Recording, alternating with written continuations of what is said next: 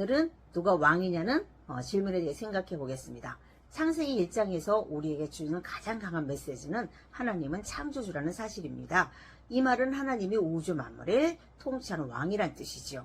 하나님은 만물을 창조하실 때 빛이 있으라 명령만 하시면 그대로 되었습니다. 이스라엘 백성이 사는 세상에서 왕이 명령만 하면 신하들이 모든 것을 준행합니다. 그러므로 이스라엘 백성은 하나님의 명령만 하면 만물이 그대로 되어지는 모습을 통하여 하나님이 왕인 것을 깨달았죠. 창세기 1장의 창조 이야기를 통해 누가 왕이냐를 가르쳐 주는 것입니다. 애굽의 바로가 왕이 아니라 창조주 하나님이 왕인 것을 알라는 것입니다. 하나님과 아담은 왕과 백성 관계입니다.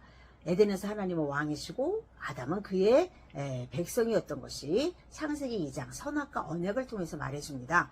선악과 언약은 선악 판단의 주권자 되신 하나님이 왕이시란 뜻이죠. 그러므로 창세기 3장에서 아담이 선악과를 먹었다는 말은 바로 하나님의 왕 되심을 거부하고 내가 왕이 되겠다는 반역이었습니다. 누가 왕이냐의 이 싸움, 이 갈등은 창세기 3장서부터 시작되었습니다.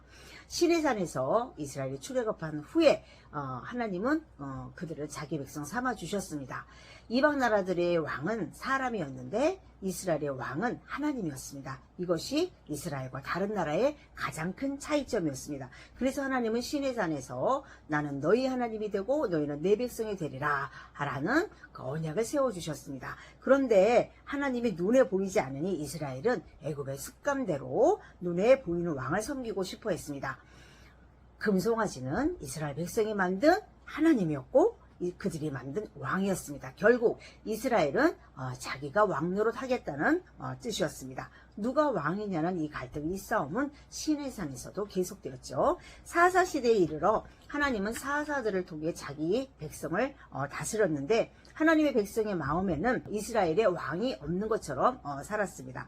그래서 사사기의 저자는 이스라엘의 왕이 없으므로 사람마다 자기 소견에 오른 대로 행했다고 말했죠. 시편에서도 하나님은 예로부터 그들의 왕이었다고 말씀했는데 하나님의 백성은 하나님을 왕으로 인정하지 않았습니다. 에덴의 반역이 계속되고 있는 모습입니다. 사무엘 그 시대에도 하나님의 백성은 자기 왕인 하나님을 버리고 다른 나라와 같은 왕을 세워달라고 요구했습니다.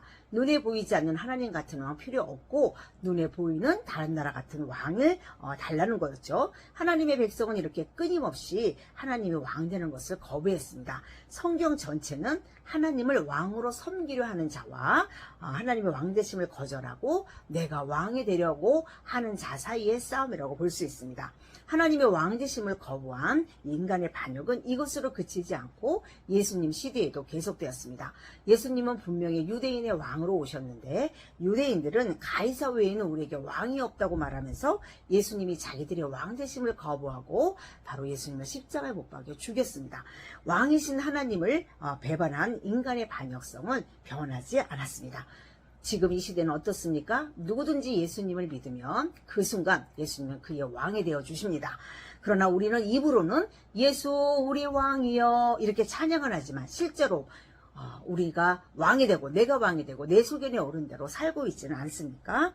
하나님을 왕으로 섬기면 요한복음 10장 10절의 말씀처럼 하나님은 자기 백성에게 풍성하게 모든 것을 공급해 주십니다. 하나님을 왕으로 섬기면 하나님은 우리의 인생을 책임져 주시고 지켜주십니다.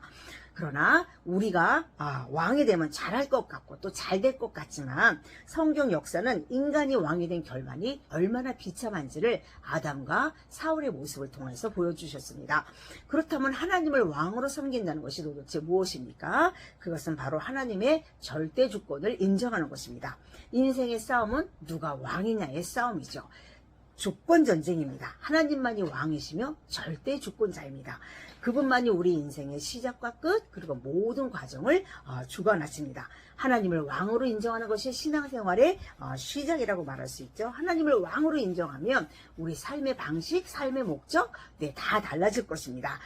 하나님을 왕으로 인정하며 또 에덴의 풍요함, 축복을 하나님 회복시켜 주실 것입니다. 그러므로 인생 살다가 길을 잘못 들어 방황하고 계신 분이 있다면 지금 바로 다시 창세기로 돌아오십시오. 그리고 하나님을 왕으로 섬기십시오. 하나님이 지켜주시고 축복해주시고 책임져 주실 것입니다. 여러분의 인생 여정에 있어서 누가 왕입니까? 누가 여러분을 통치합니까? 우리 모두 다 같이 다시 한번 생각해보는 귀한 시간이 되기를 바랍니다. 감사합니다.